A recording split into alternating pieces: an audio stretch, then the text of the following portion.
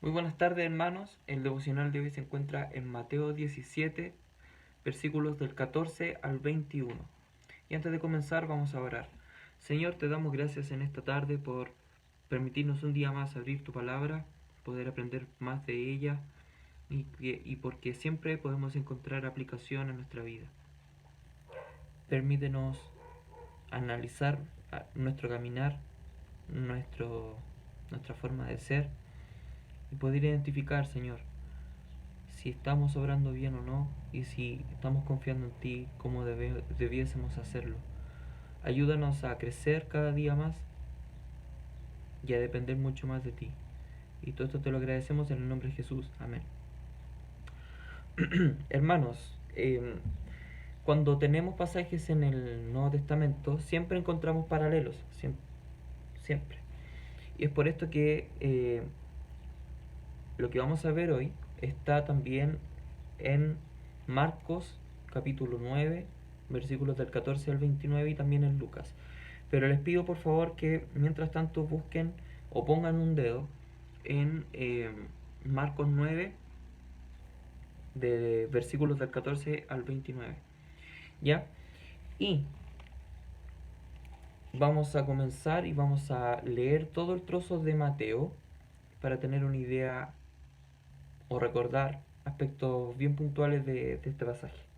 Dice así: Cuando llegaron al gentío, vino a él un hombre que se arrodilló delante de él diciendo: Señor, ten misericordia de mi hijo, que es lunático y padece muchísimo, porque muchas veces cae en el fuego y muchas en el agua, y lo he traído a tus discípulos, pero no le han podido sanar. Respondiendo Jesús dijo: Oh generación incrédula y perversa, ¿hasta cuándo he de estar con vosotros? ¿Hasta cuándo os he de soportar? Traédmelo acá. Y respondió Jesús al demonio, el cual salió del muchacho, y éste quedó sano desde aquella hora. Viniendo entonces los discípulos a Jesús aparte, dijeron: ¿Por qué nosotros no pudimos echarlo fuera? Jesús les dijo: Por vuestra poca fe, porque de cierto os digo que si tuvierais fe como un grano de mostaza, diréis a ese monte: pásate de aquí y allá, y se pasará, y nada os será imposible. Pero este género no sale sino con oración y ayuno. Entonces, luego de haber leído esto, me imagino que ustedes cuando lo hicieron en su casa, o si no lo han hecho ahora que lo leyeron, le llamó algunas cosas la atención. Eh, o la pregunta: ¿qué le llamó la atención? Que el joven caía muchas veces en el fuego y en el agua, eh, que los discípulos no pudieron sacar al demonio, el reto de Jesús, que fue bastante fuerte, o por qué los discípulos intentaron sacar a un demonio, o por qué este género no sale sino con oración y ayuno. Son probablemente cosas que le llamó la atención de el pasaje. ¿Y por qué les pedí que no fuéramos a Lucas o que tuvieran un dedo ahí? Es porque vamos a utilizar algunos versículos de Lucas para ir aclarando este pasaje. Y en Lucas 9, versículos 14 al 29, sale este mismo trozo pero explicado con mayor profundidad. ¿Ya? Y vamos a partir con el 14. Recordemos que ellos vienen desde la transfiguración, ¿cierto? Donde Jesús está con Elías y Moisés. Y Jesús se fue con 3 discípulos. Entonces vienen bajando, al otro día de eso vienen bajando, y en el 14 dice: Cuando llegó donde estaban los discípulos, vio una gran multitud alrededor de ellos y escribas que disputaban con ellos.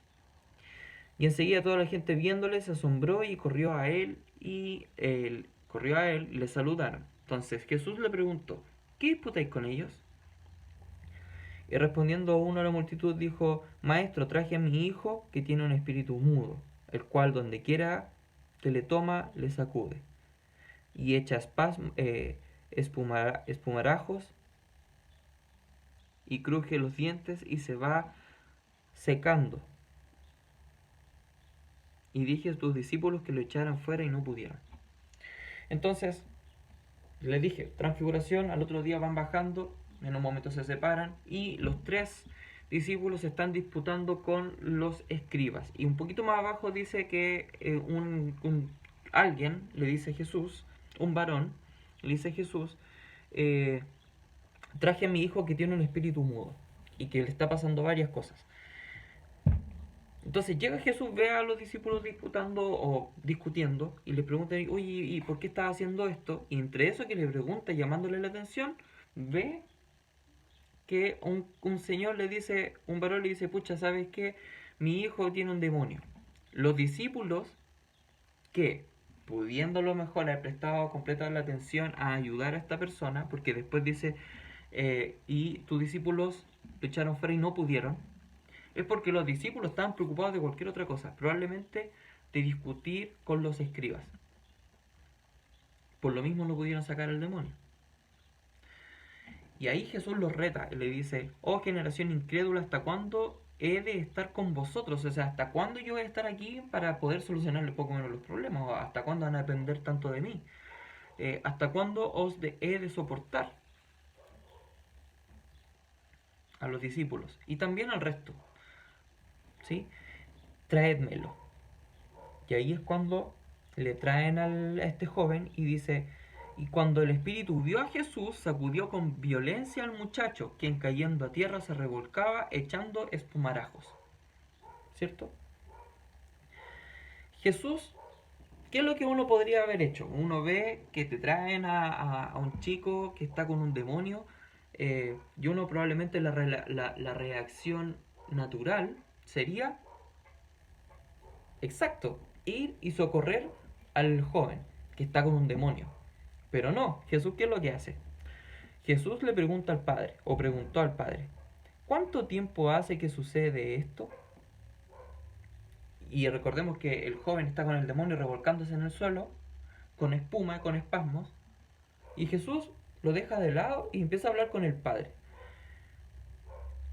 Desde pequeño, o desde niño, dice en el 21, 22. Y muchas veces le echa en el fuego y en el agua para matarle.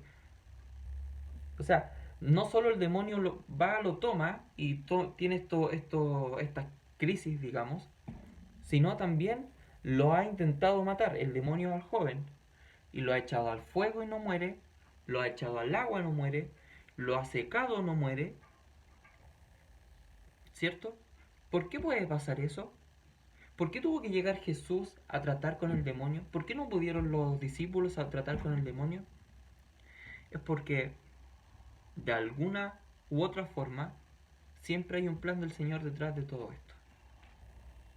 Y porque no podemos olvidar que el Señor es soberano y Él tiene el control de todo. Seguimos, 22. Pero si puedes hacer algo, ten misericordia de nosotros y ayúdanos. Y aquí podemos ver algo que en Mateo no vimos, que es la humildad del Padre. ¿Por qué la humildad? Primero fue a los discípulos y no tuvo respuesta. Y antes de ir a enfrentarlos, busca a Jesús que lo ve venir. Le cuenta lo que pasa y no le exige una solución. Dice, pero si puedes hacer algo, ten misericordia de nosotros y ayúdanos. 23. Jesús le dijo, si puedes creer, al que cree todo le es posible. Pasa todo ese diálogo mientras el demonio está haciendo lo que quiere con el pobre joven. 24. E inmediatamente el padre del muchacho clamó y dijo, creo, ayuda mi incredulidad. Vamos a volver a eso. Cuando Jesús vio que la multitud se agolpaba, reprendió al espíritu inmundo diciéndole, espíritu mudo y sordo, yo te mando, sal de él y no entres más en él. Entonces el espíritu, clamando y sacudiéndole con violencia, salió, y él, el joven, quedó como muerto, y de modo que muchos decían, está muerto. Pero Jesús, tomándole la mano, le enderezó y se levantó. ¿Por qué primero hace poquito hablamos de la humildad del Padre, y por qué después dice al tiro, en el 24, e inmediatamente el padre del muchacho clamó y dijo, creo, ayuda mi incredulidad?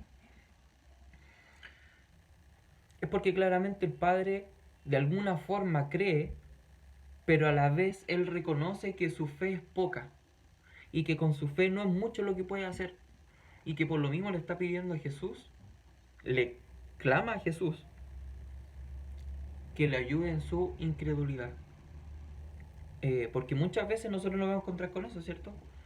Que nosotros sabemos que Dios hace todo, sabemos que el Señor tiene el control de todas las cosas, pero y sabemos que ante alguna cosa podemos echar mano al Señor y el Señor de alguna forma u otra nos va a responder. Pero ¿cuántas veces nosotros tenemos este tipo de incredulidad? ¿Cuántas veces nosotros siempre caemos en lo mismo de dudar o de que esta incredulidad nos embarga, nos llena de inseguridades? Entonces, este varón no solo demuestra completa fe en el Señor, sino también reconoce su debilidad y pide ayuda y no se cree autosuficiente. Probablemente algo que los mismos discípulos, como lo vamos a ver abajo, se creyeron un poco. ¿Por qué? Porque de alguna forma intentaron sacar al demonio y no pudieron. Po. ¿Y qué es lo que dice más abajo? 28. Cuando él entró a la casa, habiendo pasado todo esto, sus discípulos le preguntaron aparte, no frente a la multitud, ¿por qué nosotros no pudimos echarle fuera? Y Jesús les dijo, este género con nada puede salir sino con oración y ayuno. ¿Y qué es una oración? ¿Y qué es un ayuno? Oración es conversar con el Señor, lo tenemos súper claro. Y el ayuno es cuando uno depende del Señor, ¿no? Uno deja de lado ciertas cosas más allá de la dieta, ¿cierto? Incluso puede ser ayuno solamente de oración, en donde uno está en constante relación con el Señor y uno se aparta de otras cosas para poder dedicarse o poder tener momentos de comunión con el Señor íntimos y completos. Redes sociales, televisión, algún alimento, algunas cosas que yo solía o suelo hacer para poder dedicarme a esto. O sea, completa dependencia al Señor. Entonces aquí podemos tomar tres tipos de personas, por así decirlo. Tenemos a los escribas, ¿cierto? Que se dedican siempre a tratar de defender la ley y a defender lo que se suele hacer o lo que se debe hacer. Tenemos al Padre y tenemos a los discípulos. Entonces, queridos hermanos, después de haber visto todo esto, ambos pasajes, ¿con quién tú te sientes identificado? ¿Crees tú que eres un escriba que generalmente te fijas más bien en la ley o la regla? ¿Eres como los discípulos que te crees autosuficiente o que me creo autosuficiente y que yo puedo salir de mis propias cosas y al darme cuenta de que no puedo quedo en vergüenza? ¿O somos el Padre? Si crees que tú eres el Padre o que yo soy el Padre que pide ayuda de Jesús, oremos para que así sea. Porque generalmente nosotros no somos tan humildes. Generalmente tenemos que, o muchas veces, morder tierra para poder entender que es el Señor quien tiene el control de todo. Amados, oremos y pidamos al Señor tener la capacidad de este Padre de poder ser humildes y poder tener esta capacidad de reflexión y determinación de depender del Señor en todo. Porque recordemos que Él dice, si puedes hacer algo, hazlo. No le exige. Y también dice, sí, creo, pero ayúdame en mi incredulidad. Pidamos al Señor que nos ayude en nuestra incredulidad, hermanos. Muy buenas tardes y que el Señor les bendiga.